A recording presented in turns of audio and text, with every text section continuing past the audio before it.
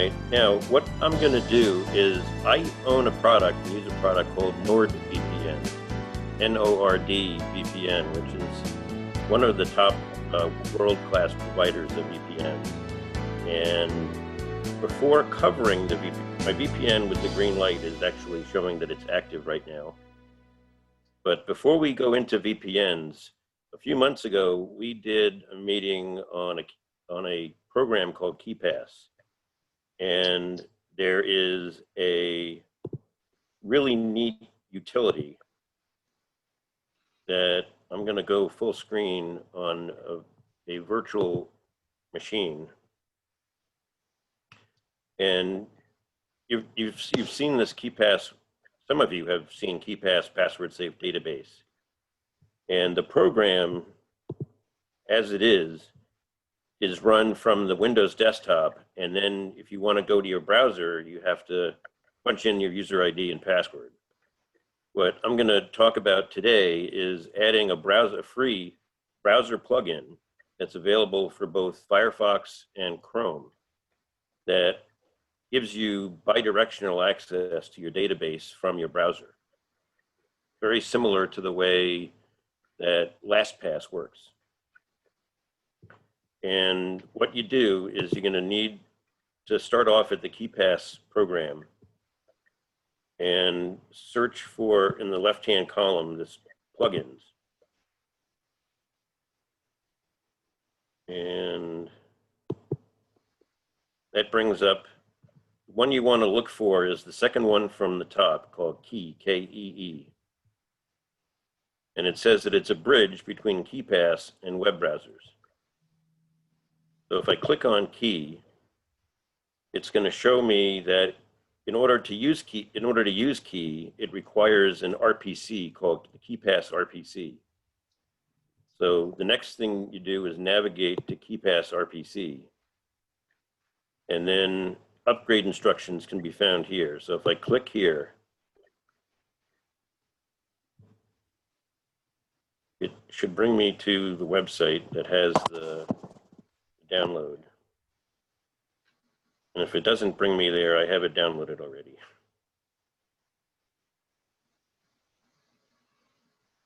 Okay, here it is. So now what you're going to do is download the KeePass RPC plugin and then copy it into C:\program files x86 KeePass password safe 2 plugins. That's a directory that you just drag the file into it.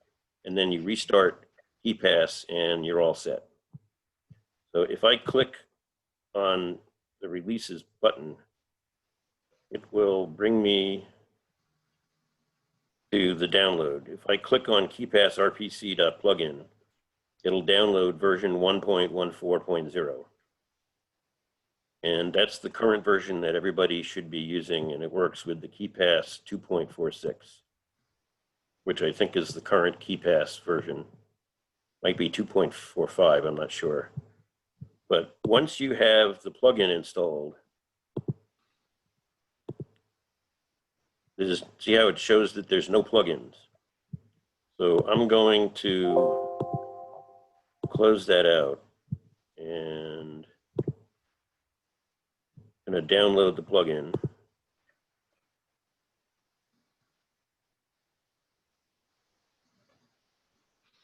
And just save the file out.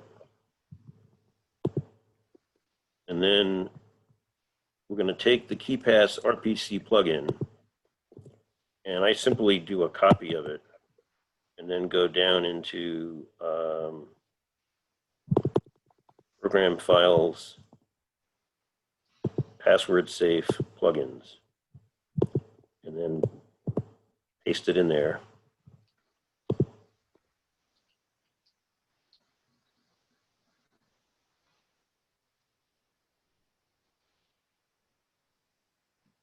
Now, once that's done, you restart KeePass.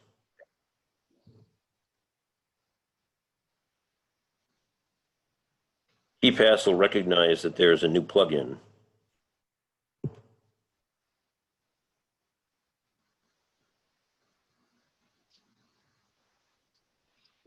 then I just type in the password.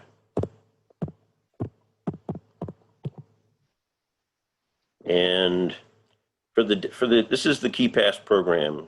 And I don't know if anybody wants me to spend any time teaching everybody or telling everybody about what KeePass is or how it works. But we'll do that at the end if there's time permitting. Okay. And I created in here an entry called Walmart, which has my Walmart user ID and password in it. And it has the URL here is the URL for the login. And what I'm going to do is this URL, I'll show you exactly where that URL comes from. Whenever you go to a website, and in this case, it'll be walmart.com. Now, this is not the login page. So it's not, you don't want to put walmart.com in the URL in the KeePass program. What you want to do is find on any web page the area where you would normally click on to log into that particular website. And then when I click on sign in,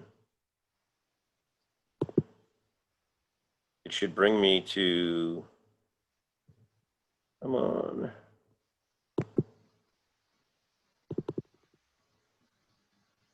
And it's not working.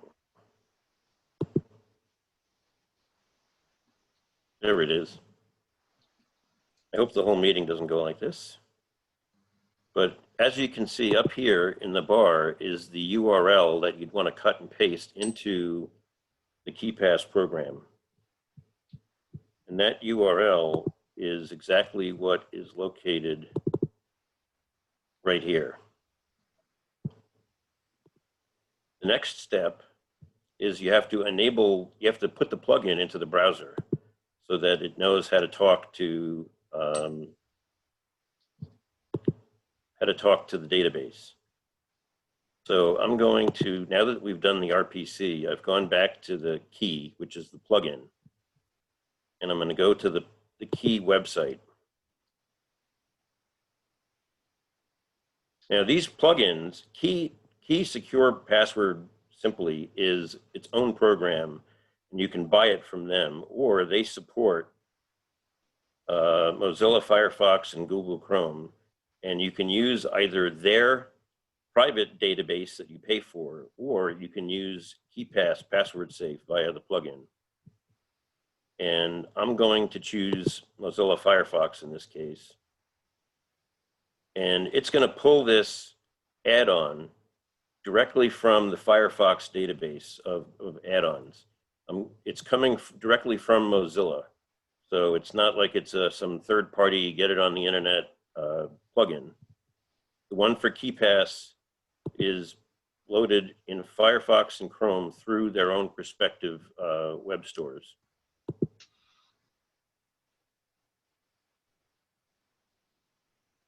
And once you add the snap-in, it should prompt us for an authentication code.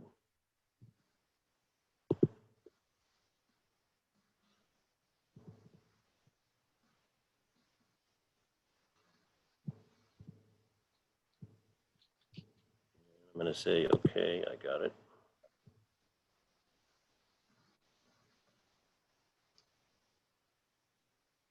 Come on.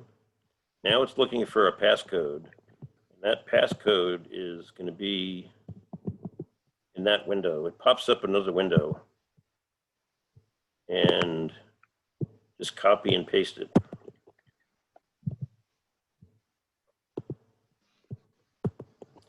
This completes the connection between the KeePass database and the KeePass plugin in the browser.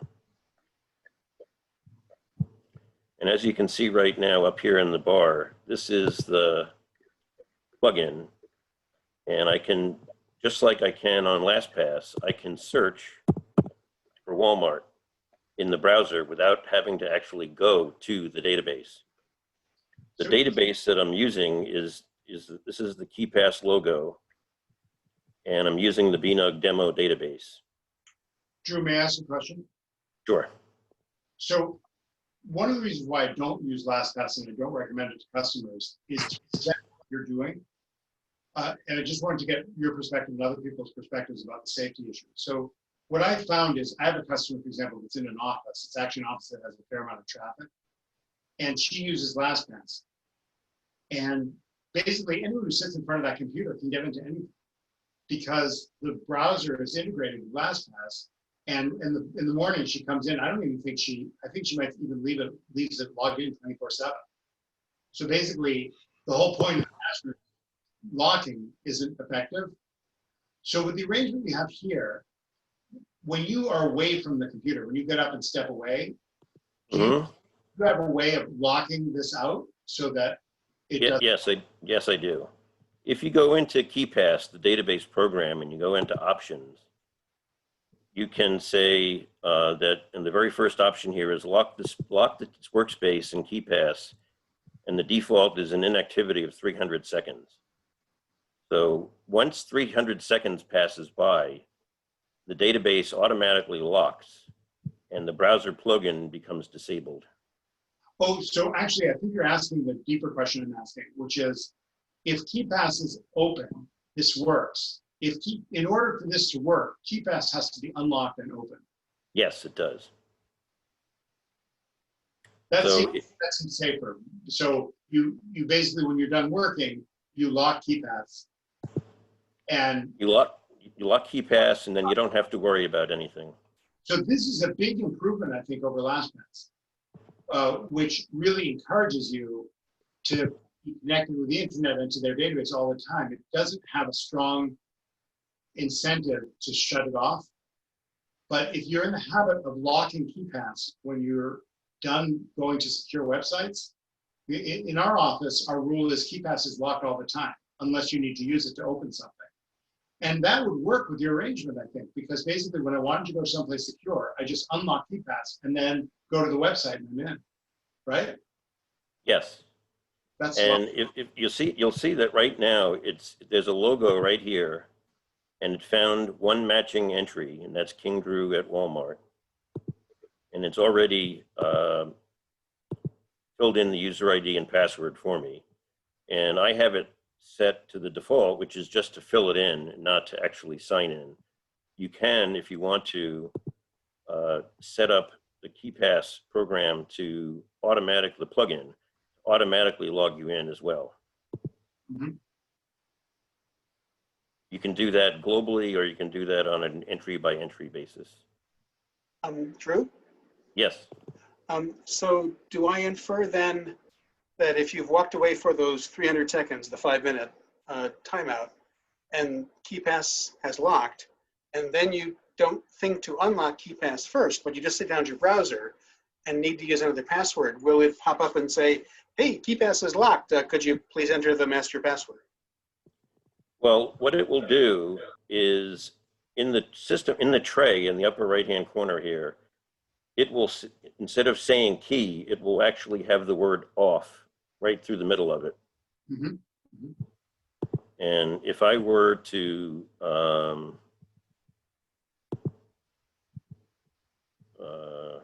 is there a way to manually lock the database without exiting it?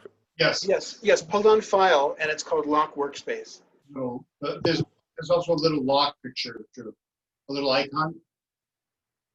Oh, is it this guy right here? Yes, that's it. All right, so now you can see it has the word off, and nobody can use the KeePass program through the browser while this is off, and it's off when the database is locked. Neat. Oh, so in other words, you can't invoke it until you click there and unlock. See how it says unlock your password manager to enable key? Mm-hmm. Mm-hmm. So, and that's where you would click to get the Walmart password to begin with. well, you start off using KeePass the way you would normally use KeePass. You put your passwords in. Like, no, I'm sorry, you're not getting my question. I missed the first step earlier on when you were signing into Walmart, but I imagine it was to reach up to that corner of your browser and click the big V icon. So in other words, if it's locked, you can't miss the fact that it's locked. You can't miss the fact that it's locked because it's going to say off on it. Okay. And if I click on it, if I click on the icon, the logo, KeePass, it'll bring up the database and ask me to put in my password. Oh, so you can't unlock it from the browser. You have to go here. Through KeePass. So, Drew, let me ask an even more wonky question. What I found is that many websites have, and also Windows functions have peculiarities that make you have to adjust KeePass to deal with them. For example, some bank websites first ask you for an email, then you identify the cute little doggy, and then you get to enter your password. So I guess my general question is, how does this arrangement deal with those weirdnesses? Essentially, it's going to work the same way that KeePass works if you were to go, if I were to go into the KeePass database and right click and say that I want to open the URL, it's going to ask me, I want to do it in Firefox in this case. This is the traditional way that you would use it if you had KeePass only. But here's the problem. Here's where you run into trouble. You're getting to the website, and normally KeePass, there's some websites where you have to go username, just username first, then password first, then password. If it's one of those websites, do you just have to revert back to regular KeePass? Um, I haven't run into the problem that you're describing. So for example, many banks do that. What they do is they don't want anyone entering a password unless they're the real person. They don't even want you to get to the password screen. It's a very effective security procedure to prevent hacking. So what they do is they let you put in your email or your username. Then they show, there's a secret code that you have to enter. And when you enter the secret code, then they let you enter your password. Or they show. In that case, it may not work. Yeah, so it doesn't let you. So KeePass actually turns out to have these amazing features. I just want to mention one of them in the context of what you're doing. Many of us use remote control to log into Windows machines. And if you've ever tried to do that with a password manager, you'll find yourself scratching your head. Because when you're trying to log into Windows now, there's no username to enter. It's a picture of the username that appears, right? It says Steve Provost. And then below that, it says password. But most password managers enter username and password. And furthermore, cut and paste doesn't work with remote control to Windows login screens. So KeePass has this wonderful feature. Drew, if you go to one of your KeePass entry and go to, I think it's called auto type. Is there an auto type right there? This is just this wonderful feature. I don't know if people can see it. I want to point out to all of our viewers that if you go up to view options at the top of your Zoom session and click, you'll see something called zoom ratio. And if you go to zoom ratio, you can change the magnification of Drew's screen to whatever you want, and then use a hand to move yourself around. And so if you want to see this a little more clearly, you might want to change your zoom ratio so you can see what we're talking about here. So it says edit entry, and then it says enable auto type, and here's the default sequence. The default sequence is username, tab, password, enter. This is the way most things in life work. You enter a username, you hit the tab button, it gets you to the password, you put in the password, and you enter. So the auto type in KeePass does this for you. If you go, this is, Drew, what we do if we didn't use your feature, we didn't use the add-on, and we're just doing it manually, the auto type is the way to do it. Much better than copying and pasting the password. But you run into this bizarre problem, which is that this won't work with a Windows screen that you're trying to log into. And for those of us who do remote support, this is a huge nuisance, because you have this user at the other end who's asking for a password. You can't cut and paste because Windows prevents it. You need to enter the password. You end up doing it by hand. You have to look at a piece of paper and write it, type it in. It's really not safe or good. So if you change the override default sequence by clicking on override default sequence, you can delete username and tab. And then when you run the auto type, it will just enter the password, which is exactly what you need. So this is a very useful feature when you're changing your mode of entry. And so I just want to note that Drew's method sounds like it would be really good for some people. Also, KeePass has many features that let you enter the password so automatically that's almost as good. But it's great to learn about both of them and choose the one that's right for you. Thanks for letting me comment, Drew. You're welcome. That's why it's a dynamic interactive meeting. Exactly. So I have already successfully logged into Walmart without having to manually type in my user ID and password. And that's basically what I was trying to show off. And this works with both browsers, Chrome and Firefox. And if I were to have a full database, I could search on whatever I want to search on in the KeePass database and pull up that any matching entries. If I click over here, I have more options. Oh, actually, that might have something to do with some of the things that you're looking for with your banking. It might actually, you might want to go through this and take a closer look at it. I don't know anything about the details of this, but there's different ways of filling in entries. So you might be able to find part of your answer in the key options. Terrific. So if I type in Walmart, and if I click on the icon, it'll automatically bring me into the database and open me up to the Walmart entry so that you can make any changes if you need to. The thing I'm trying to understand is when you go to a website, which you're going by using shortcuts or something, or favorites or something to get to the actual website. Well, you don't need to go to your favorites to get to the website. What you need to do, or what you can do, is simply. Can I ask a question? Can I Sure. ask a question? I think the meeting was going to be on your whole house VPN and stuff you're doing with the Chromebook. And we've spent 20 minutes talking about KeePass and such like that, which is great, but I seem to remember covering that before. So can you just give me an idea? I think there are some people who are interested in learning about the whole house VPN, and I'm interested in seeing what you've done with the Chromebook. Is that something that you'll be getting to fairly soon? Yeah, well, we're pretty much done with KeePass. And I was just asking if anybody had any questions, because I didn't want to go in and do a demo of KeePass. I just wanted to show everybody the bidirectional connectivity to give you an alternate option so that you can control your KeePass database from within the browser.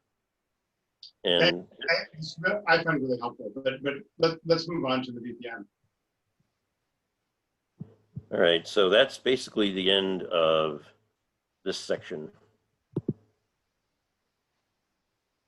Now, the desktop that you're seeing is a virtual desktop that I created that I'm going to exit out of right now. Now we're back to my regular computer screen.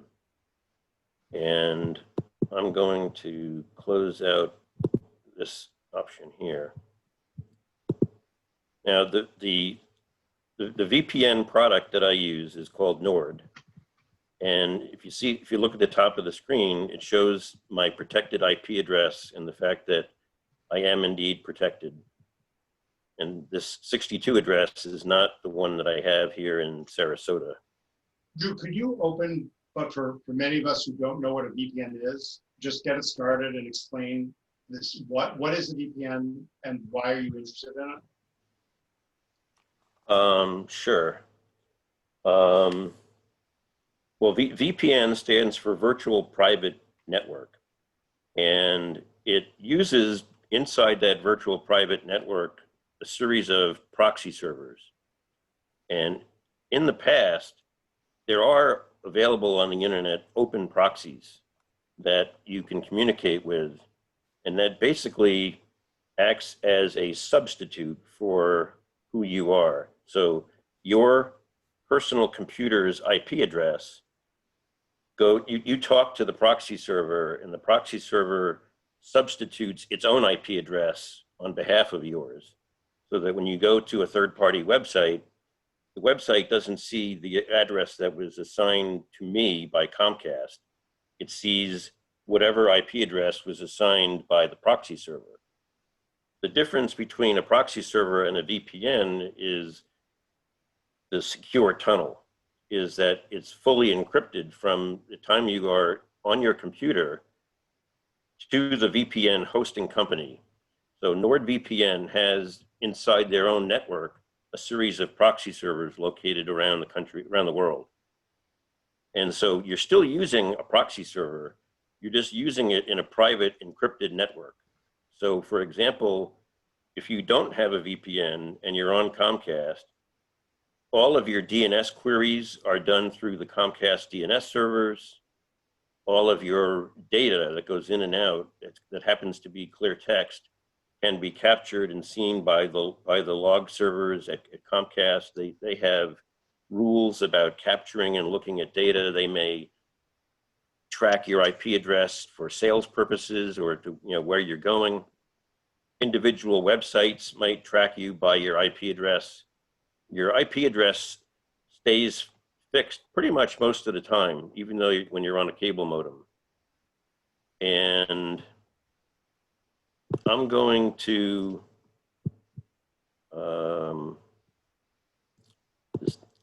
pardon me, the screen sharing thing is blocking out my browser window a little bit. I'm going to look at the IP address checker. And can you all see that it says here that my internet service provider is Ionix Corporation and that I'm located in Orlando? Now, this IP address is not mine, and I am not in Orlando. And you can go into the VPN program and you can pick whatever country you want to connect to.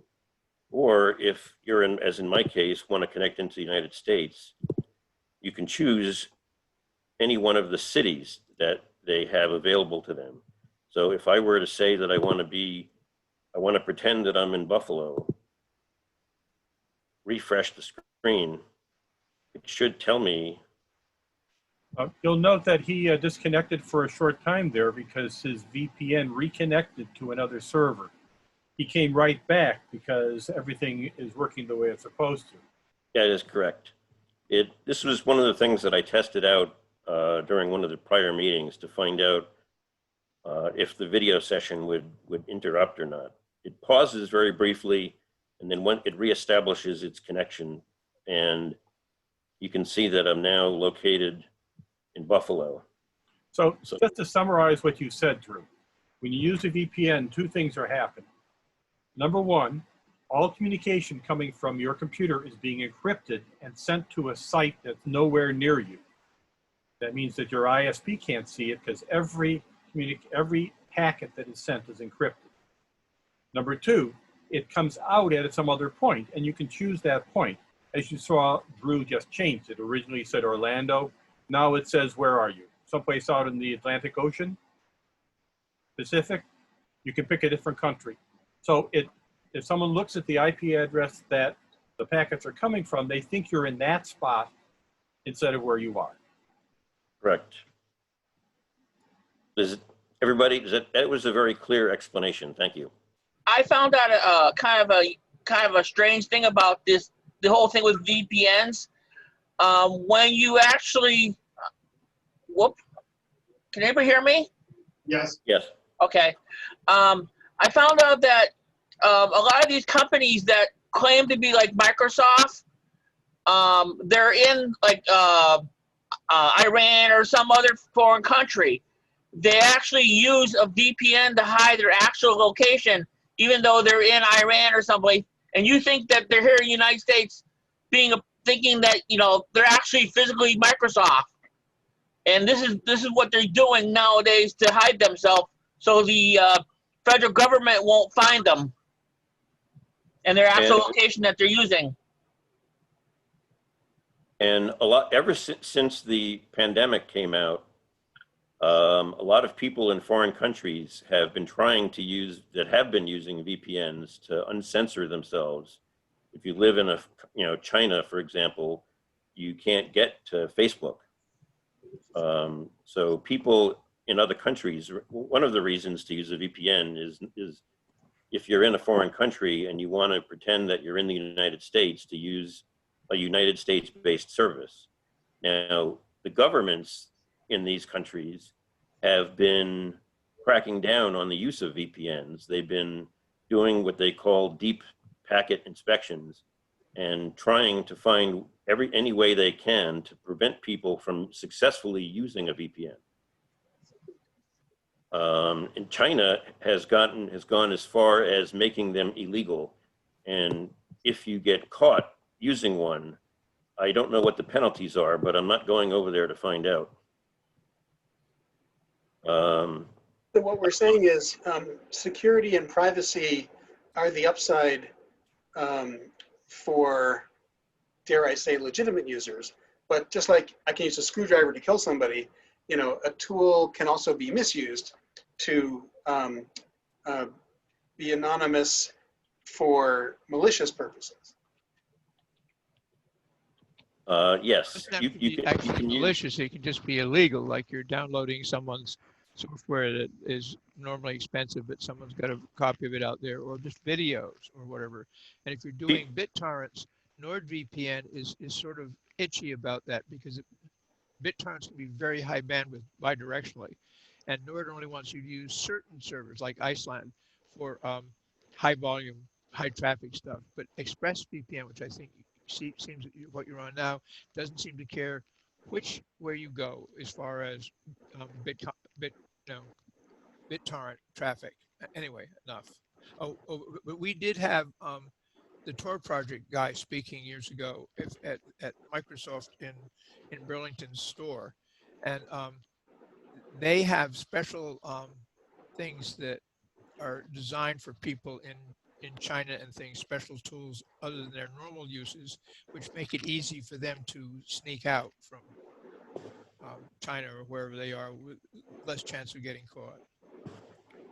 All right, well, we're going to move on, and I'm going to just briefly cover some of the options that are in the VPN, and then we'll get into creating the whole house VPN. This is the VPN as a client program. And as you can see, I have it set to launch when Windows launches. And I have what NordVPN has, something that none of the other VPN providers have. It's an extra layer of security called CyberSec, which blocks advertising and malicious websites. So it gives you an additional anti-malware feature in addition to providing you with a hidden IP address. Now, there's a kill switch that says that, like, for example, I have a program called QBitTorrent and a program called uTorrent. And if the VPN were to drop for any reason, it automatically kills the entire network connection. So this way you can use any program you want. You can add an app and know that if for any reason your VPN drops, the application stops working too. Sorry, that's a good thing? It's a very good thing. Can you explain why is it a good thing that things stop working? Well, if let's say, for example, let's use that hypothetical example that you're illegally downloading a movie or a music song. Oh, you don't want to fall back on your own Comcast and have them see that you're doing that. Right. So say, for example, you're doing some private company work and you don't want your data to be unencrypted across the network. You're logged into your company website or anywhere you are, and you just want the comfort level of knowing that if for any reason in the background, without your knowledge, the VPN drops, you don't start communicating unencrypted with your real IP address. But wouldn't I want the NordVPN to then tell me, hey, the connection just dropped? Why wouldn't it tell? But this makes it happen instantaneous because you don't want to leak your IP address. Oh, you're saying even if I got a notice, I might still be in the middle of a download or something that Right. was now revealed. This will halt the download. Okay, got it. Inside the advanced section, there is a feature here called obfuscated, which scatters your data more thoroughly than the VPN does by itself in an effort to overcome the companies that are trying to block you from using a VPN in the first place. Comcast, for example, may choose to say, you know, if you're gonna go to Netflix, we're gonna throttle your bandwidth down. And if you use a VPN, Comcast has no idea that you're streaming Netflix. So they're not going to throttle you down because they don't know that you're using something that they want to throttle. And that's another reason for why you might want to use a VPN. Other products that they have a password program themselves that works similar to LastPass, where you have to pay a monthly fee, and they have file encryption. So that's basically the client program. Drew?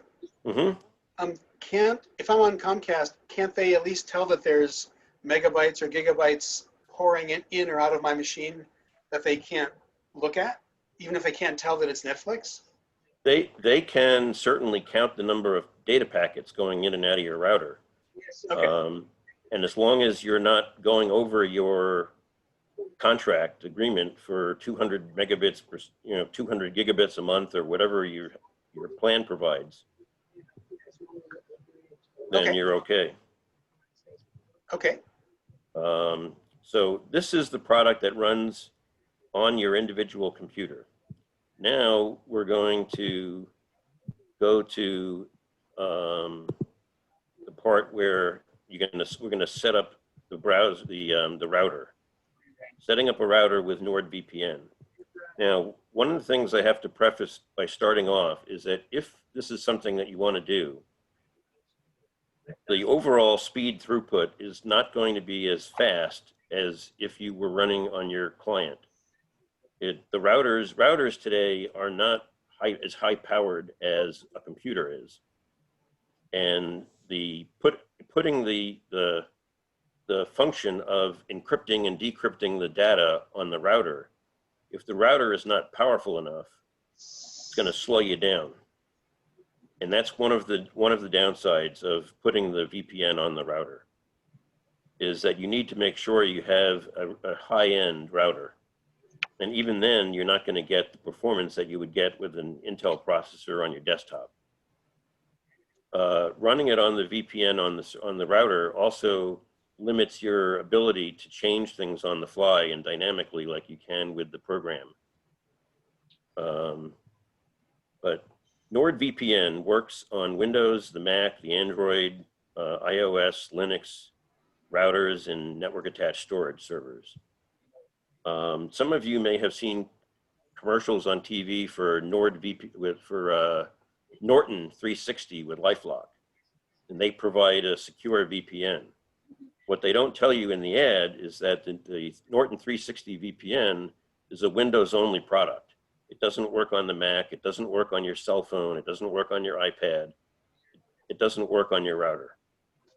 So if you're going to a coffee shop or anywhere where there's an open Wi-Fi, you want to have a VPN. You want to purchase a VPN product that works across all of your devices, so that, for example, I have the NordVPN running on my Android cell phone. You could have it running on your iPhone as well, so that if you're attached to a public Wi-Fi, you are protected and secured, so that if people are trying to hack into people's computers at the coffee shop, you know that your computer is safe because all of your data is fully encrypted between you and the proxy server inside the provider that you choose to purchase your VPN from. So what we're going to do is the router of choice for NordVPN is, the company is called Asus.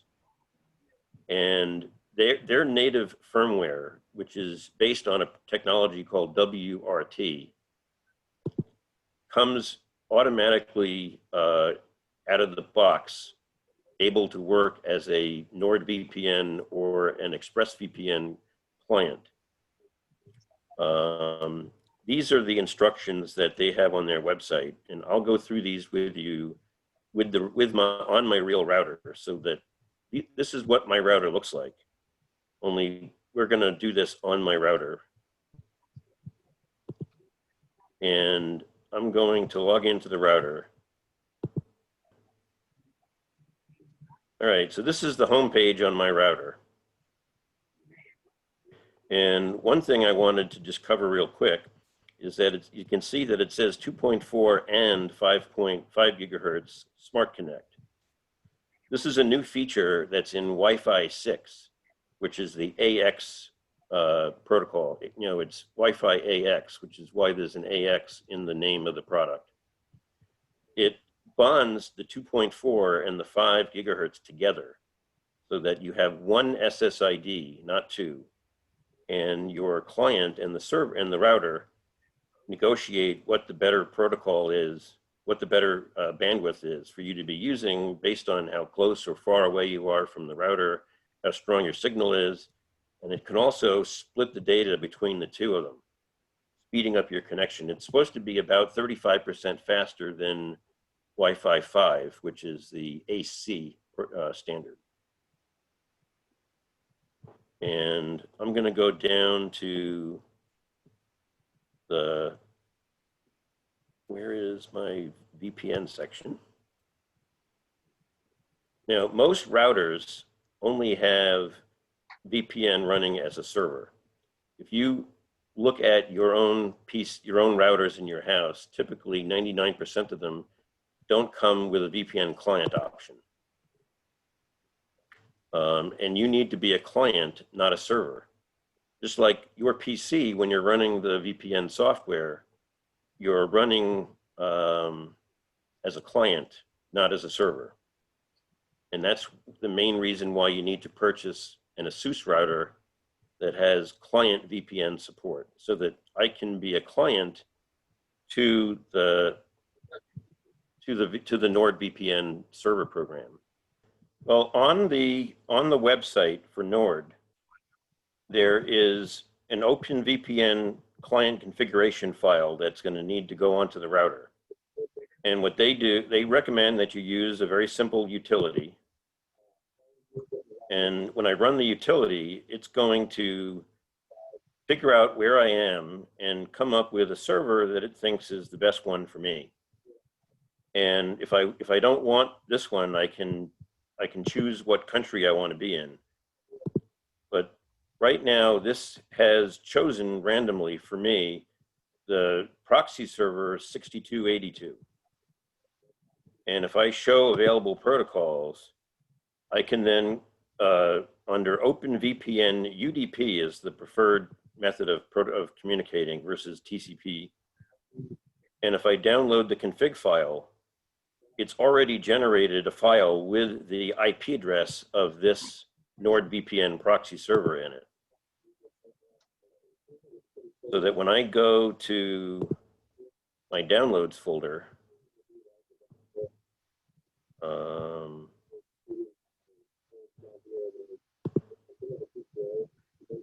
I have a configuration file, and I don't know if I can edit the file. Oops, that's not what I want to do. Come on. This is just a plain text file. And if I open it, oh, it's trying to open it into an email. It's a plain text file. And if I knew how to open it into an editor, you would see the exact IP address. Oh, open with Notepad. Here we go. This is the configuration file that I'm going to install onto the router.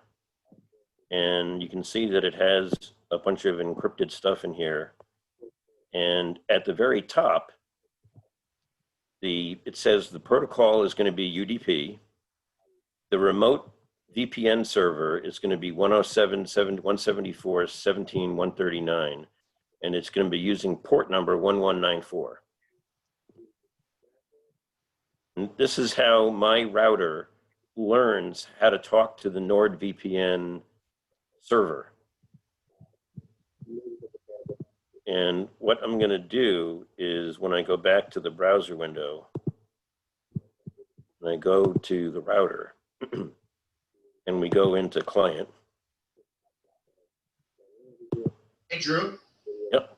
I'm sorry to ask you to do a rerun, but for those who are away on break, could you, if you're talking about this, could you go back and bring us through it again?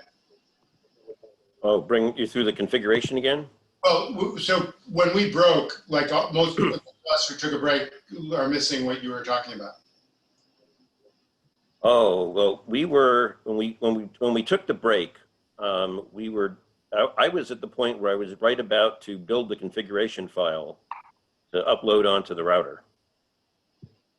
And that's what we just did with this utility. Does that answer that again? So the router needs a configuration file, and this utility at NordVPN generates that configuration file. When I click on download config, it's creating a config file for this particular VPN server. So when I go, this will make it maybe make it a little bit more clear. When I go into VPN client on the router, I've got one that works, and I've got my BNUG sample. And if I go into the edit button, I didn't put my password in here because it's going to be plain text, and everybody would see what my password is. So what I'm going to do is I'm going to choose a file, and I'm going to choose the file that I'm going to choose is the file that I just configured with that utility. And then I'm going to say upload. And now my computer just completed the process of uploading that configuration file to the router. So that now if I were to click on activate, it would then, that would be the same thing as running the program on your client and establishing the VPN connection for your entire house. That way, TVs, thermostats, smart lamps, smart this, smart that don't have that are potentially hackable are protected by the VPN behind your router. Any device that gets an IP address on your router will automatically be protected by the server-based VPN. So if I go into, this is one that actually works. And if I click on activate, there might be a brief pause. And then it's going to say there's a checkbox. And now this has said that I have successfully connected to Nord, to that website that I just, where it was, to this guy right here, 6282. So right now, without even interrupting the meeting, I was able to establish a VPN connection for my entire house. That's basically, it's all there is to it. It's not as complicated as it may sound. But right now, my entire house is protected. Drew, could you say a few words about what it's protected from and what the threats are that this protects people from? Well, let's say you buy a smart refrigerator, and your refrigerator gets an IP address on your home Wi-Fi network. You can't install NordVPN and encrypt the data on your refrigerator, but maybe somebody who can figure out who knows how to hack into refrigerators, if they can figure out your router IP address and get into your house somehow, and this is all theoretical. Maybe your refrigerator is talking to something out on the internet, and that exposes your refrigerator to the internet. So now your refrigerator is connected to NordVPN, and all of the data packets are fully encrypted, so that it makes it less likely that somebody could hack into your refrigerator. It also sounds like it's less likely that someone could monitor your refrigerator use. Like if Comcast was selling to electrical utilities or refrigerator repair companies or something, they're selling data about how many people have online refrigerators. That it would Exactly. That actually seems like a much worse threat than someone intentionally trying to hack in and hurt your freezer or something. It seems that the privacy issues now on the internet information devices, the ability for someone to figure out what people are doing in their houses, how they're using different tools. I just want to endorse what you're saying, Drew, in the sense that the IP address seems to give enormous amounts of information to these companies. We did an experiment in the Web for Business class where we set up an anonymous Gmail account with no private information of any kind, nobody's name, nobody's phone number, no nothing. We then used that Gmail account to create a Facebook account with with a false name, no identifiable information. We then turned on the Facebook account, and the first friend that was suggested was my lovely former wife, Nina. So just from my IP address, which is the only thing these people had on me, because I was using my network, just from my IP address, they knew everything about me. They knew that I'd been married for 20 years. They knew all this stuff. I was shocked and horrified. It made me not want to use Facebook, but it also made me aware of just how revealed our stuff is. This sounds like a step towards away from that. This helps, like every time you go shopping at a particular, let's say I used Walmart as an example here. If you don't use a VPN, chances are every time I shop at Walmart, they know that Drew King is, they don't know that what my name is, but they know that 192 ... just purchased a bunch of stuff over and over and over again. And whatever they want to track it with, or how they want to track it or use it, they can. And this, but I have to say though, if you're buying physical merchandise that's being shipped to your house, even if you don't use a Walmart free account, they still know who you are because you're using your credit card and your home address.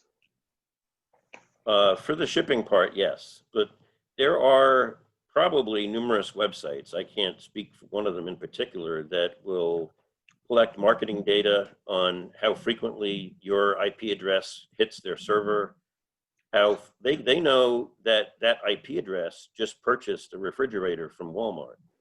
Oh, you're saying independent of Walmart's own internal information? Yeah, they don't know that Drew King just logged in to hit Walmart.com and bought a refrigerator. But Walmart knows that my IP address did.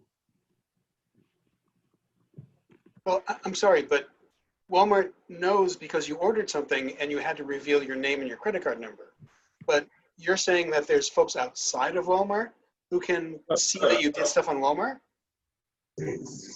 I don't know if there's people outside of Walmart. I'm just using this as a quick example, is that your IP address, if it stays the same all the time, whatever websites you go to, wherever you go shopping, whatever you do, your IP address gets used over and over and over and over again. And that company, whoever it is, can associate an IP address. They can't sell your IP address to other outfits. So when you go someplace, you don't find a whole bunch of ads showing up that focus on what you bought at Walmart. Yes, you do. Yeah, not if you're using a VPN. Oh, yes. Right, if you're using it.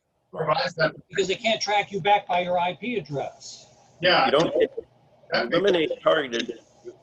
eliminate targeted advertising. Right.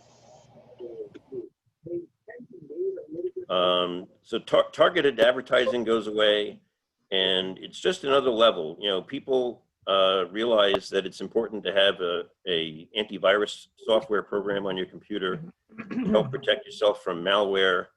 And now that it's 2020 and we have all of the new technology that we have, and everybody that's on the internet uses whatever tools that they have to track whatever they can track, this adds an extra level of comfort for the consumer, knowing that their traffic is encrypted and protected as in addition to using an antivirus program. I look at this as the logical next thing to progress to, in addition to having antivirus on your computer.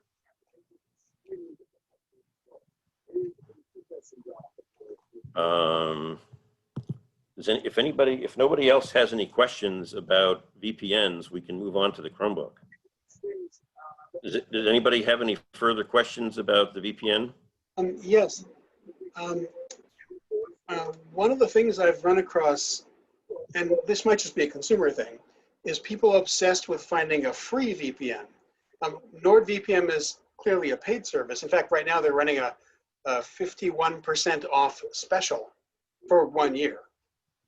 Right. I'm kind of inferring that both from the amazing number of features you're showing us, that you're not in the obsessed with free camp. Am I correct? Well, when it comes to VPNs, you're using a VPN to defend yourself from hackers.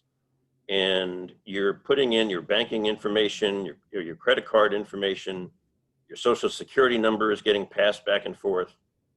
You really want to chintz out on $2 a month and use something that spyware people actually know that if you're using a free VPN, people know that you're using it because you're cheap and that you're using it to send important information through a place that might be infected. Oh no, I get that you have to have value, have to mentally assign value to such a concept, but you know it's really more like 10 or 12 bucks a month for NordVPN. Again, I'm not saying that that's not worth it for some people, but that's not $2 a month. And that difference might make my. One advantage for going with a paid service, when you're looking for free or for paid, take a look and see what they log based upon what you're doing. NordVPN says no logging. Okay, so you're paying for that. And I've seen them around $3 a month. So if you're paying a lot more than that, I think I got a 3-year plan at $2.49 a month. So that means that they're going to be having sales, and you might be to get a good deal on it if you monitor that. But if you're looking for a free one or a paid one, even if it's NordVPN or something else, free VPN or whatever it's called, check and see what they save on you, what logging they do. Do they guarantee that there's no logging? Okay. Right. That brings up another important topic about the VPNs, is that NordVPN is incorporated in Panama, and they have no diplomatic relations with the United States or any other government. They guarantee that they don't log any of your DNS requests or queries. Everything is done in complete and utter privacy, so that your ISP, like if you don't have a VPN on at all, your ISP knows every DNS query that you punch into your server. With a VPN like Nord or ExpressVPN, something that you pay for, that's more of a top tier level VPN, they guarantee that none of your personal sensitive data is being stored or kept at all. In fact, the ExpressVPN company runs their DNS servers completely in RAM, so that if anybody were to turn off the computer, the entire server goes away. They make sure that your anonymity is protected, and that's part of what you're paying for. Drew? Therese, you had a question? Yeah, on the targeted advertising, what about dropping cookies on your system? The VPN isn't going to stop that. VPN is not going to stop cookies. You're right. A VPN isn't going to stop you from going to a malicious site. The VPN isn't going to stop you from going to a site that's going to read your cookies, load software on your machine, or do any of those things. All the VPN will do will be protect your communication to whatever site or sites you choose to go to. Got that? Make sense? Yep. It's pretty much what I figured. Yeah, this is a layer of protection. You know, just like when you go outside, you wear a hat and you wear gloves and you wear boots. This is just another article of clothing that you're putting on to further protect yourself when you go outside in the cold weather. It doesn't stop you from slipping on the ice. And I guess I would add in that spirit, rather like the fact that you have a backup system doesn't mean you shouldn't be careful. You don't want to have this lull you into a false sense of security. The fact is that the internet was never designed to be a secure system. It was designed to provide email late at night for computer technologists. It's really not a secure system, and it never will be. So I do recommend that you don't do stuff on the internet that you wouldn't do in front of your peer group. Like even with a VPN, and I think when we're pitching this to customers too, I think we should remind them that this is a layer that probably reduces advertising, reduces the risk of hacking. Using these words like reduce, probably, I think is really important so that people don't say, you know, there's no question that anyone can ever get into this, because I can just imagine a bunch of different ways people could break into the system. And so, and take advantage of it and see patterns, and like, there's a lot going on in the internet. And so I think we should just bear that in mind. I've got a question. Sure. The omnipresent thing like an NSA, which is watching all traffic in and out of all kinds of things, just by the speed of your typing or sending something, little bursts here and there, they can identify you, I would assume, on the other side of the VPN tunnel by the bursts, you know, the timing and whatever, the size of each little burst, going out the other way. And they can tie it all together and figure out who the hell you are, I would think. That's kind of my point. If someone really wants to find something out, they're going to find it out. So if you really want, this is sort of like, I don't remember, it may have been Martin who said this, but somebody here said one time, if you really want a secure computer, turn it off and lock it in a closet. There's just real limitations to how secure things can be. But Drew, I really take your point that this provides this layer that reduces intrusion, and that seems like a really good thing. Right.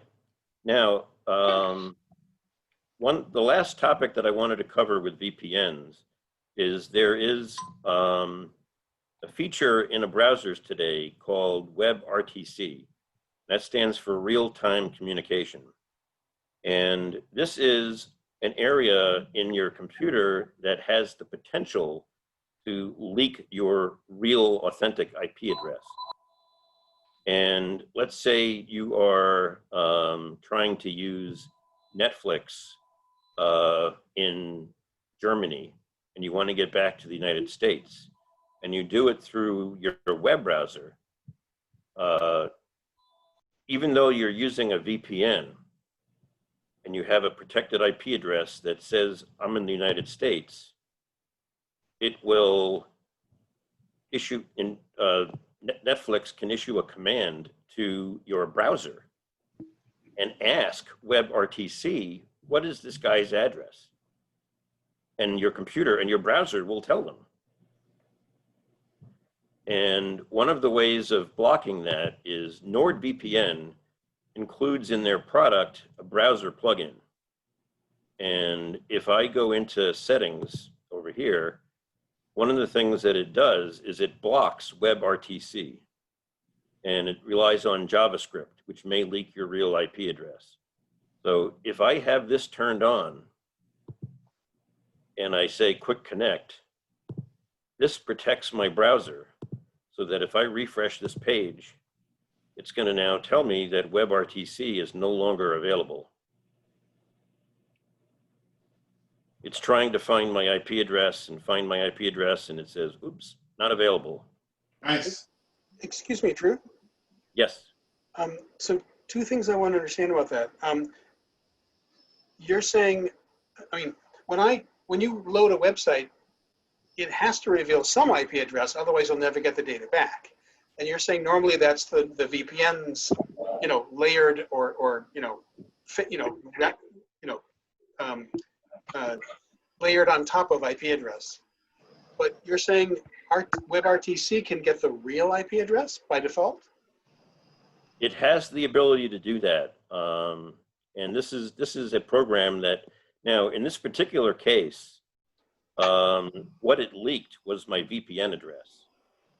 Which is not bad, right? I mean, but how is that a leak? In order to get any website, you have to have given an IP address, otherwise you'll never get the data back.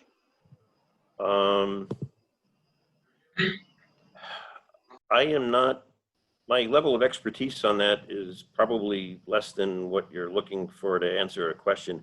It's not the IP address that you, let's say you come at a website with your VPN address, and you're also using a web browser. There is a hole in Java that will enable the person on the other end to issue a command for the browser to say, hey, what is the IP address that you think you have? And it may actually give them your real address. Okay, but you're saying the basic mechanism is you got to give an IP to get the data. And that's normally the VPN's address. It's the VPN's address. But that's, for example, how Netflix knows that you're in Germany, even though you're running a VPN in Germany, and you're saying your VPN connection is to New York. And when you go onto Netflix, Netflix says, hey, I'm not going to let you watch United States because you're in Germany. Well, they can somehow peek under the carpet and see. Yes. But maybe it will clarify, this is the question I'm wondering about. When we need to know what our IP address is, we use a program called What is My IP? If I run that when I'm using this VPN, will it tell me my real one? No, it'll tell you the one. If I open up a web browser and I go to, oops, what did I just do? I think you turned off your screen sharing. Oh shit, you're right. Is that better? Yep. Yes. All right, so if I were to go to a, oh shit, I just did it again. Sorry about that, folks. Let me just reuse one of these other tabs. If I say, what is my IP? It's coming back with an address that's this is my VPN address. This is not my real router's IP address. That's just the normal conversation, yeah. Right. I mean, that demonstrates the VPN is working.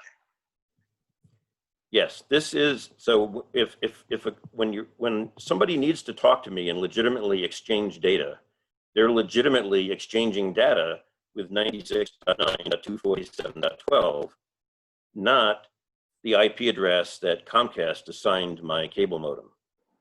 So along those lines, Drew, I guess we use Dynu, which provides a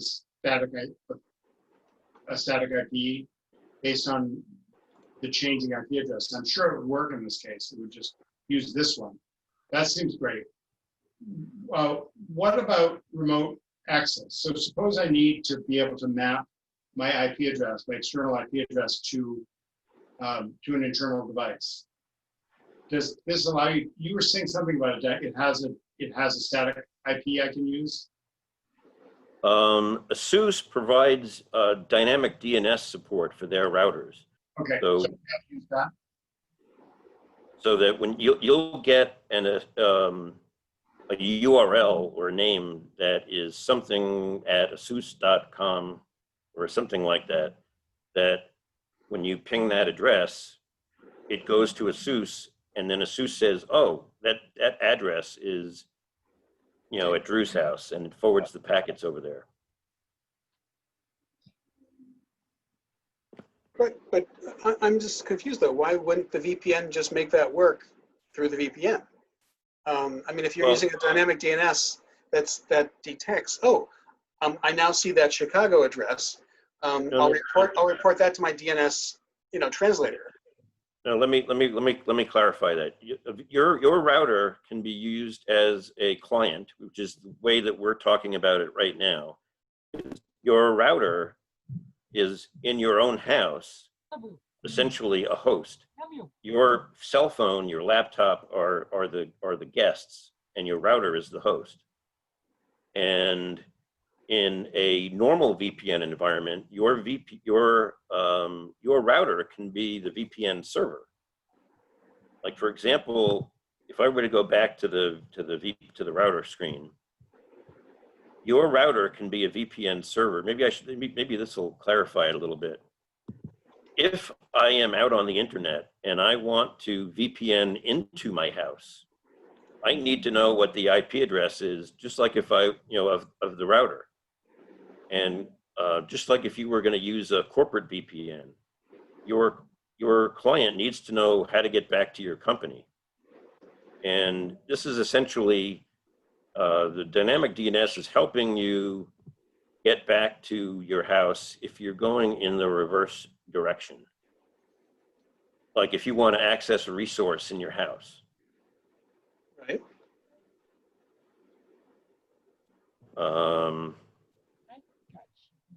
Are there any other VPN questions before we switch over to Google Chrome? Well, I'm just confused about if the VPN's in play, how does that make any difference to whether the remote access connection working or not working? Like when I use LogMeIn, there's a client software on the client's computer that connects to the LogMeIn server and says, I'm here ready to be helped.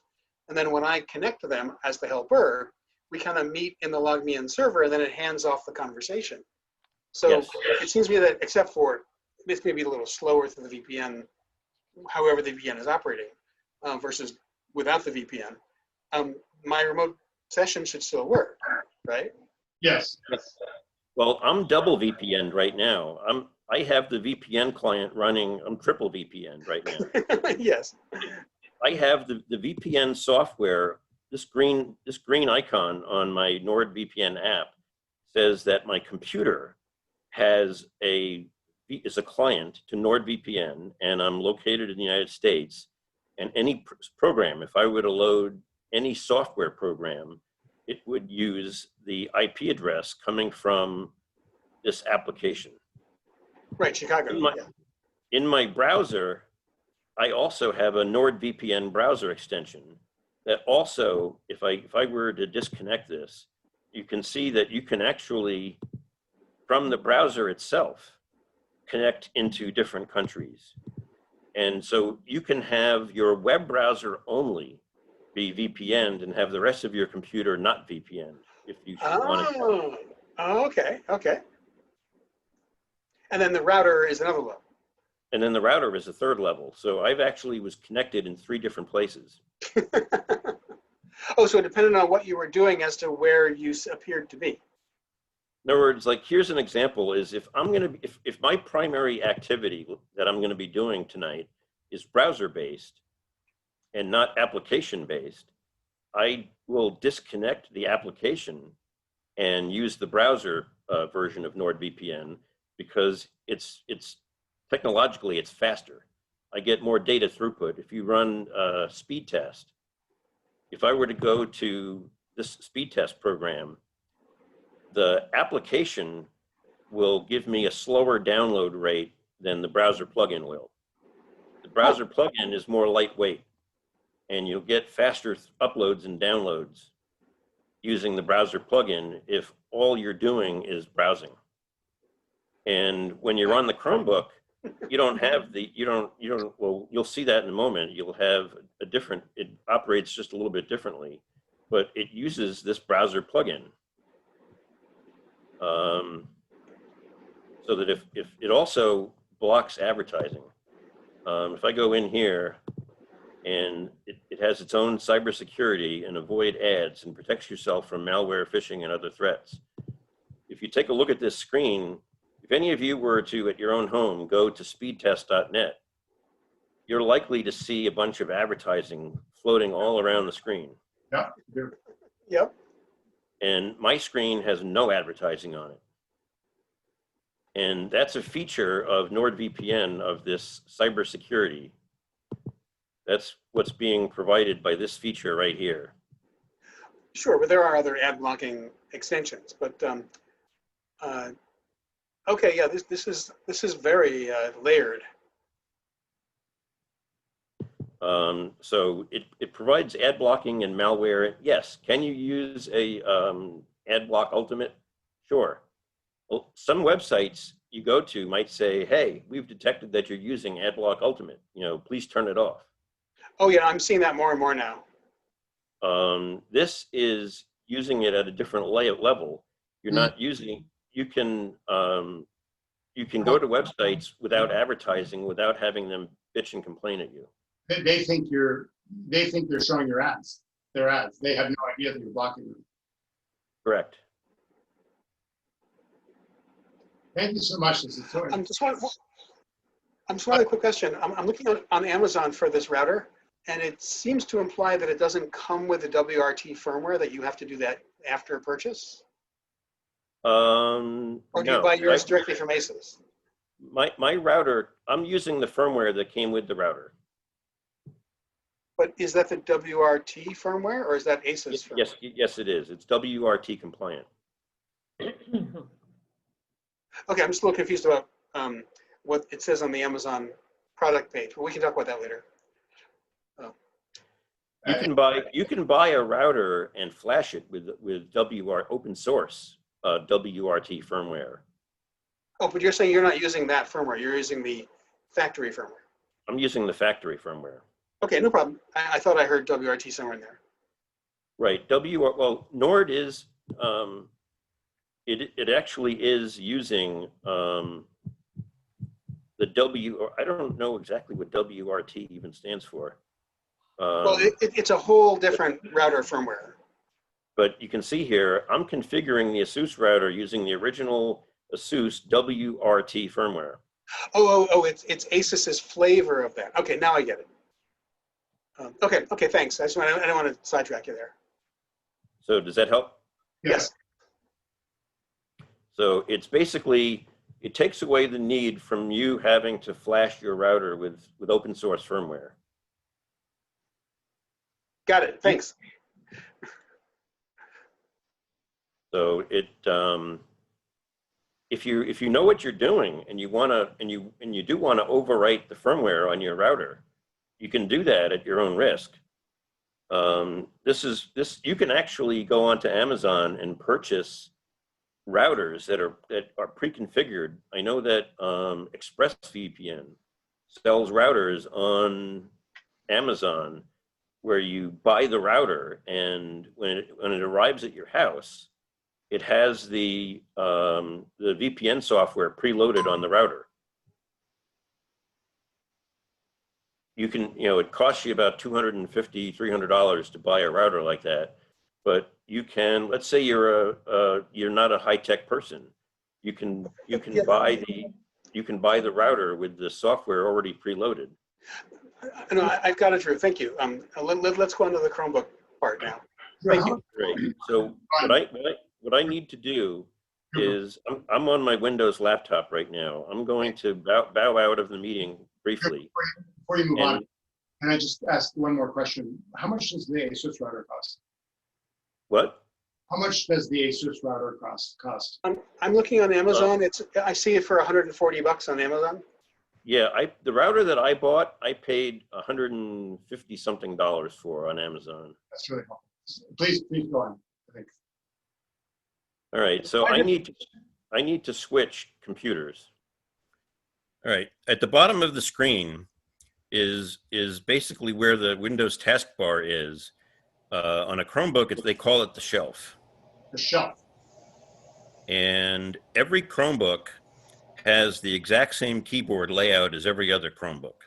So where your F1 through F10 keys are, they don't necessarily say F1, F2, F3 on them, but every manufacturer puts the same key in the same place on, because they're putting Chrome on the as the operating system.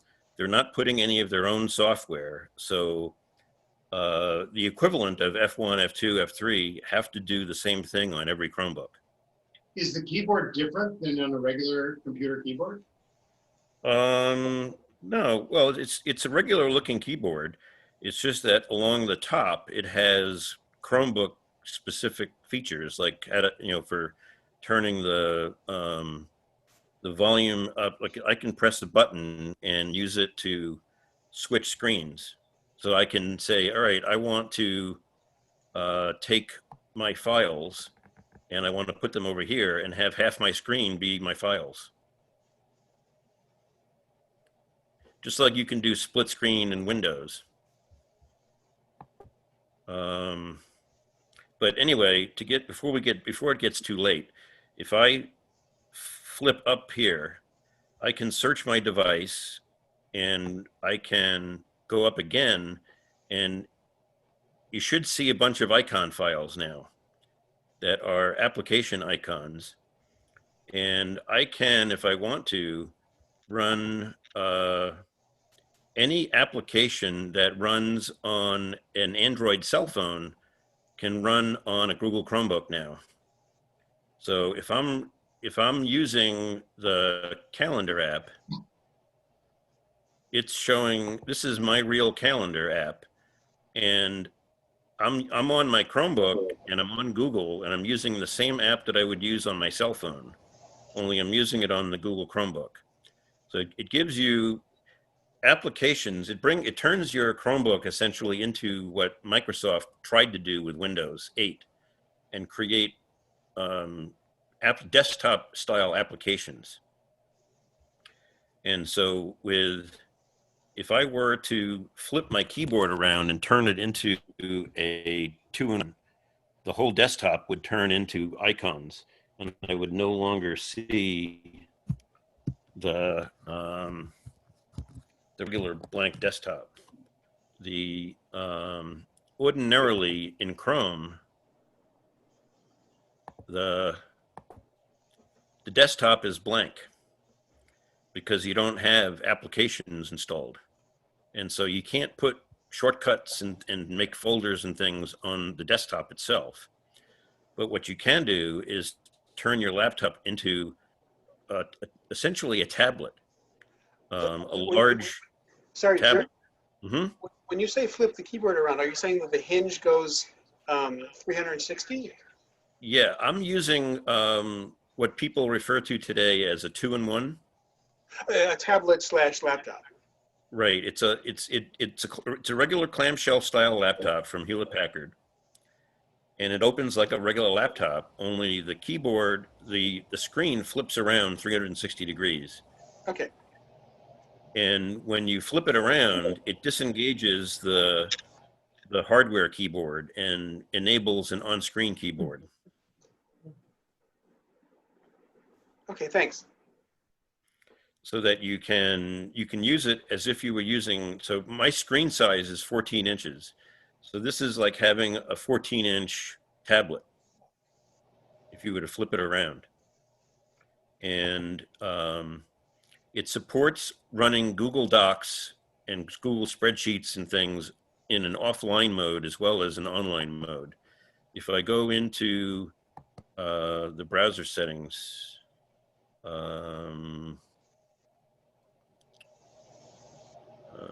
where is the... What do you want? Settings. If I go into extensions, I actually have an extension in here called Google Docs Offline.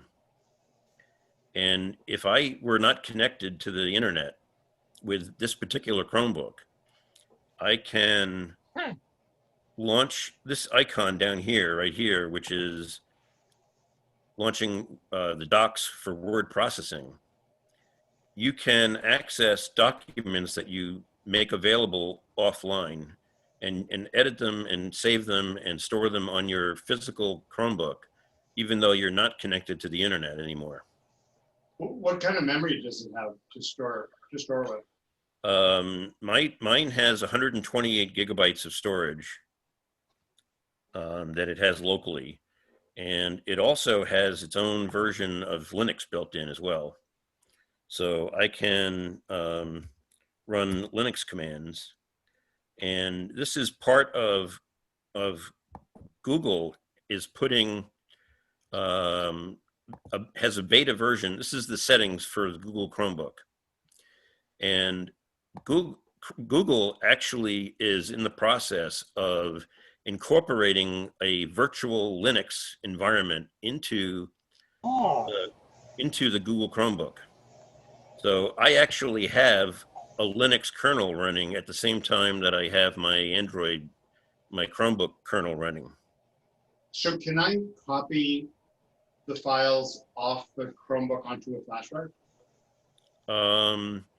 The files that you're storing that are Google Docs and Google Spreadsheets, Google things, those are stored in a hidden spot on your hard drive so that you get to it with your web browser.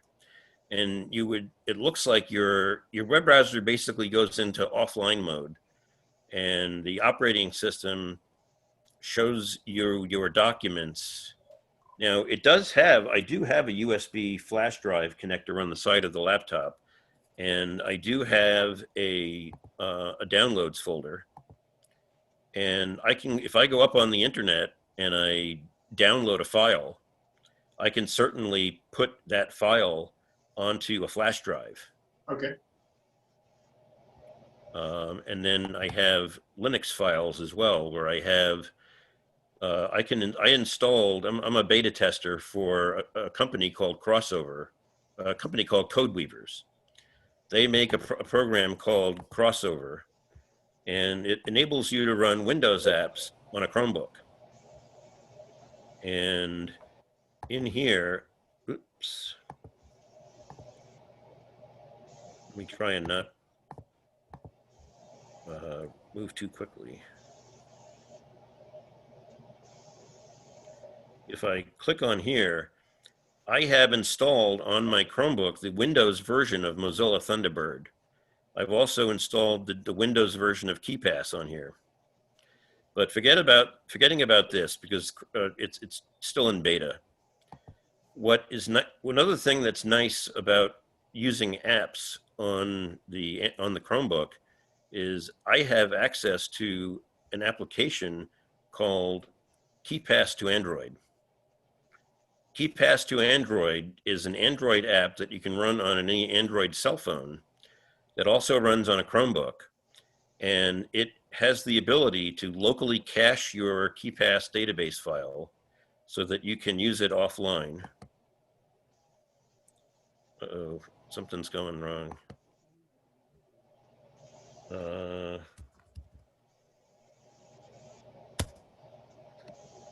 that didn't do it. Well, let me exit out of this because it's causing a problem.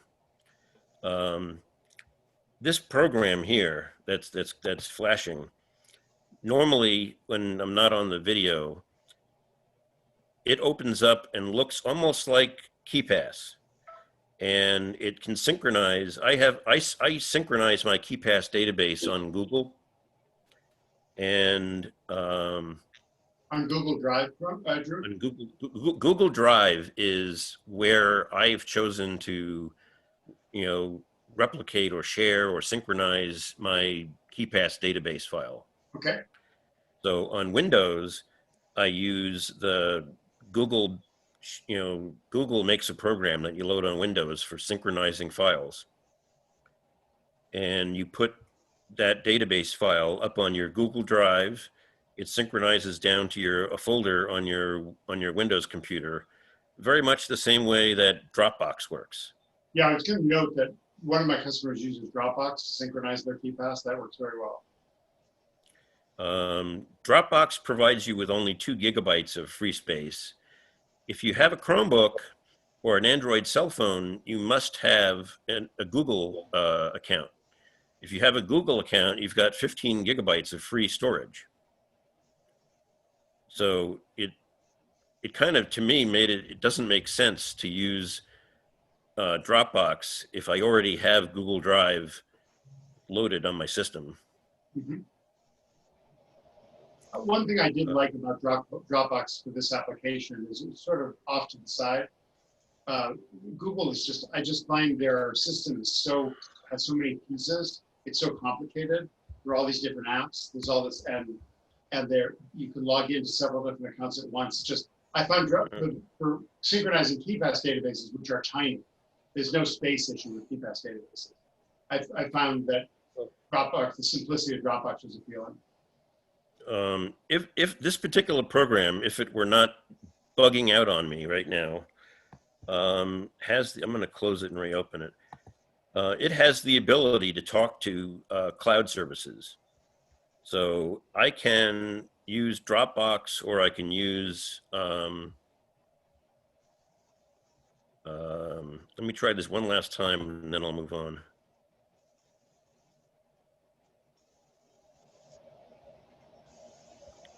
Oops. Unlock. Come on, change database. I'm going to see if I can, here we go. Now that I'm in KeePass to Android, this is a program that's open source, freely available for anybody that has an Android cell phone, an Android tablet, or a Chromebook. And as you can see, open recent database files. I have G Drive, dking65.333 Gmail, and I've opened up my Drew1 copy, and I also have, for my Chromebook, testing purposes, I have a user ID on Google called, Schmojo, and he has his own database as well. But if I click on open file, I can open a file from Dropbox, from Google Drive, from Microsoft OneDrive, from all of these different services.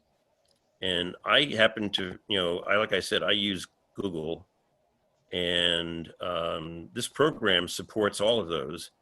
And I can tell it what Google account I want to use, and then it will open up that database file for me, and it will tell you that it's caching a copy of the database, so that if you are offline,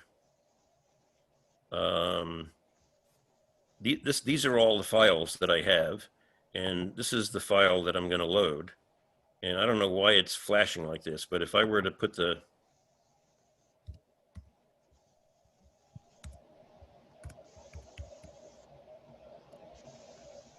invalid password, well, I'm not going to go in and do it because it's doing this bugging out. But when you open it up, it looks a lot like KeePass, and it works to sync it. If you change if I add a user ID or I change a password on KeePass to Android, it will overwrite the file on my Google Drive and then sync it down to my Windows computer. And if I'm on Windows and I add a password, it will KeePass. Next time I get onto my Chromebook, I will have access to that new entry that I put in Windows. And if you are familiar with, I don't know who's familiar with Android environments, but you can run the Google Play App Store on your Google Chromebook, and you can load pretty much any application you want from the Google Play Store on your Google Chromebook. So Google Chromebooks are no longer, when they first came out, a browser-only product. The very first Chromebooks were really nothing more than a web browser, and if you weren't connected online, you had nothing.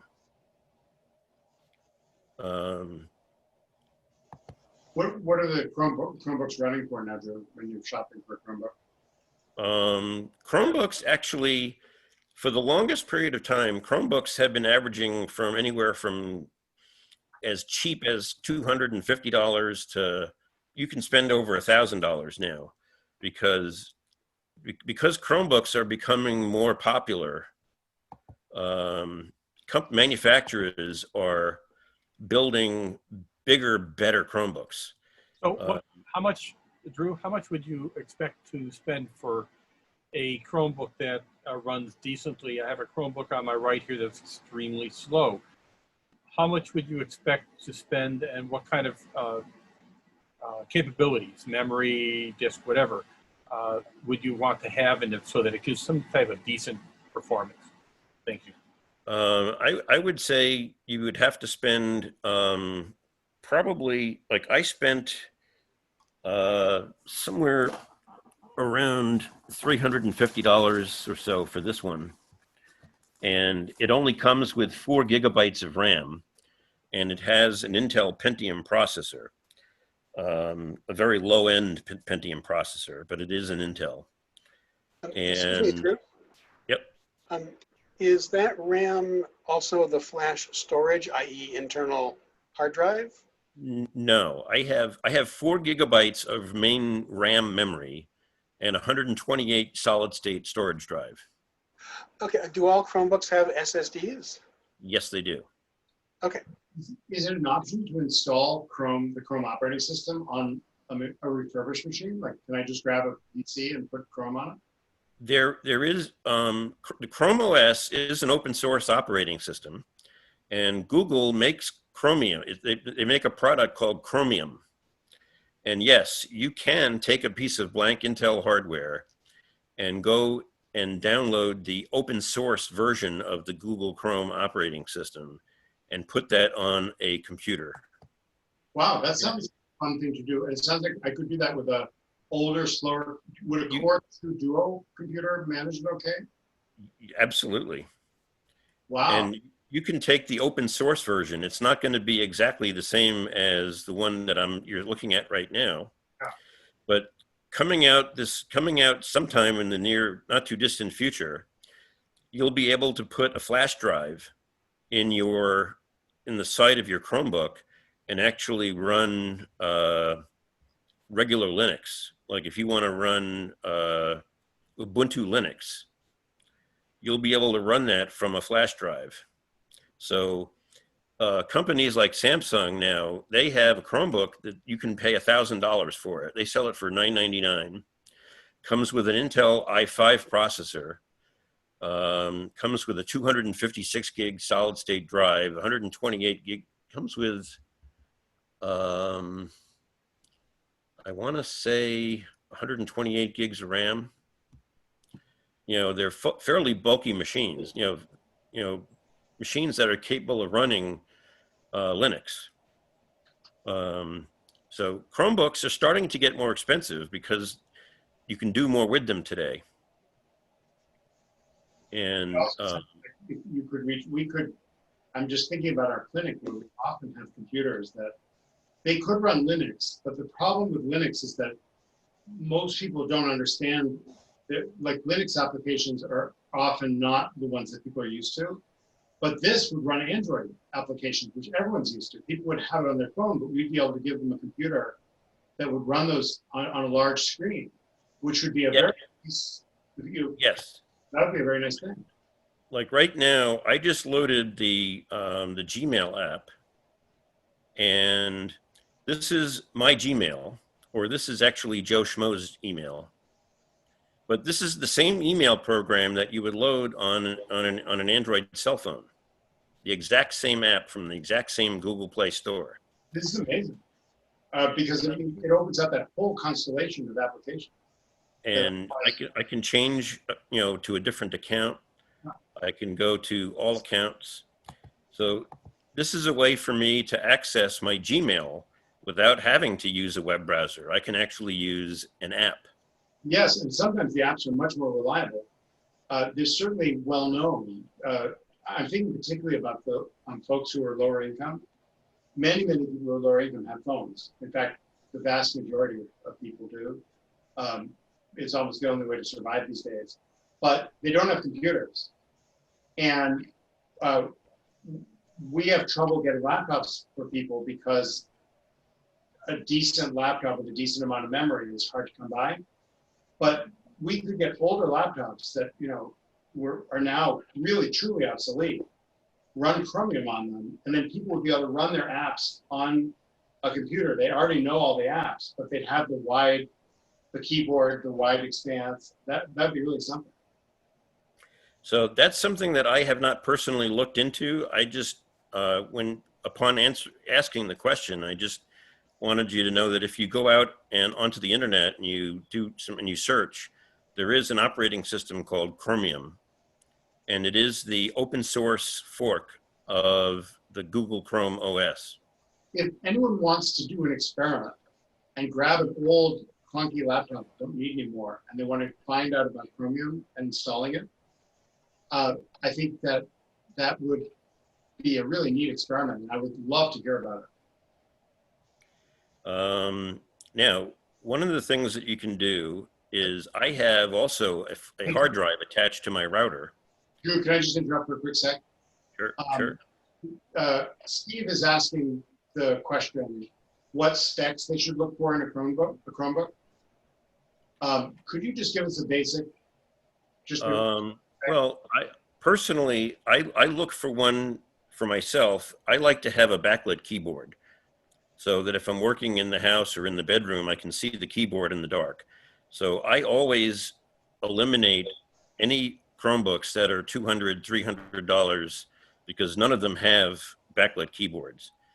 That's just a personal preference of mine. I would say that based on what I do, the entry-level Chromebook market is around $500. What are the specs? How much memory? How big a hard drive? Well, I can tell you for certain. Time of evening. We're going to go for another 7 minutes and then call it a night at 9 o'clock. And I'll leave the meeting running.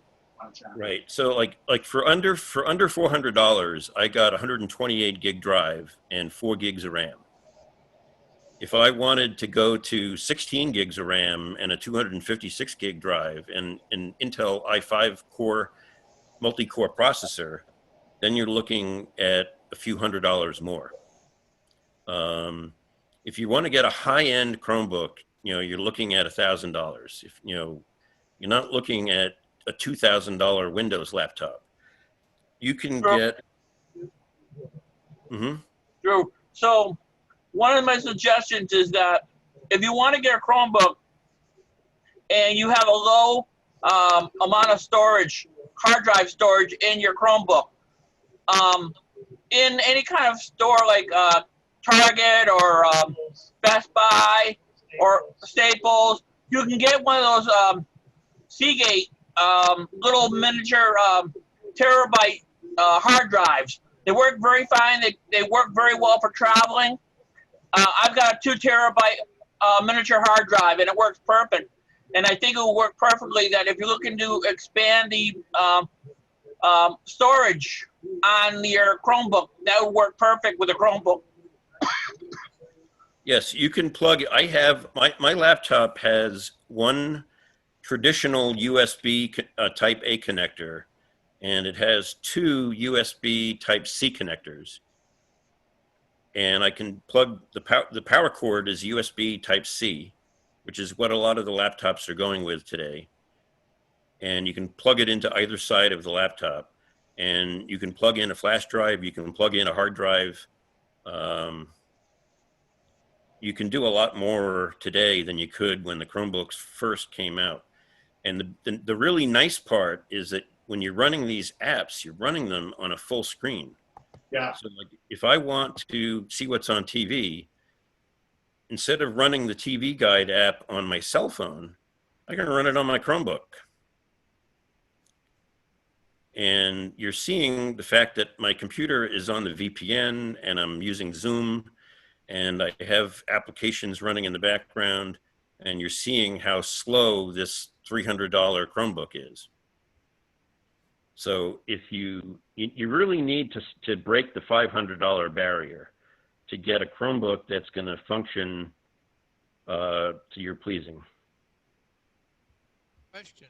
you were saying that some of these laptops have relatively small drives, but I remember seeing 2.5-inch laptop type drives, but these were up when they were 14 millimeters higher, so up at Not those kind of drives.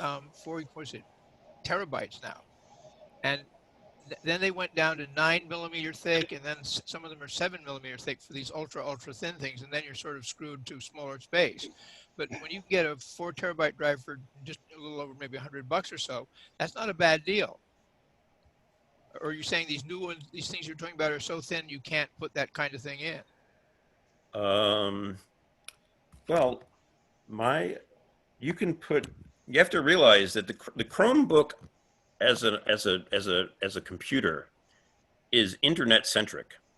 It's not a PC, Right. and you're not going to be using Microsoft Office. You're not going to be using LibreOffice. You're going to be using Google Office and Google Docs. And so when you buy the Chromebook, it comes with docs, sheets, and slides. And if I want to open up if I click on Sheets, it's going to open up the browser and open up a presentation. So something like portable apps cannot be used with that? If you have a thumb drive loaded with a few hundred pet applications and their database? You can't use it like you use a computer, no. Okay. Oh, So we've got to stop in just a couple minutes. Maybe one more question. Drew, Sure. Drew, Go ahead, Cherise. Go ahead. the problem I have with that is Google is infamous for scraping user data off of whatever they can. And it's safe to assume that they're doing it on documents. Yes, that's true. Well, in this environment, you have to pick your poison. If you want to go with a Chromebook, there are certain advantages, like a 12, 14-hour battery. I mean, I don't charge my laptop up more than every 2 or 3 days. And What about my systems? What did you say, Cherise? My new computer, I only have to charge it every couple of 3 days. Yeah, I guess the newer computers are definitely lasting longer. I definitely recommend an Smart, which I charge once a year. So we should stop. Drew, thank you so much. I found this really, really interesting.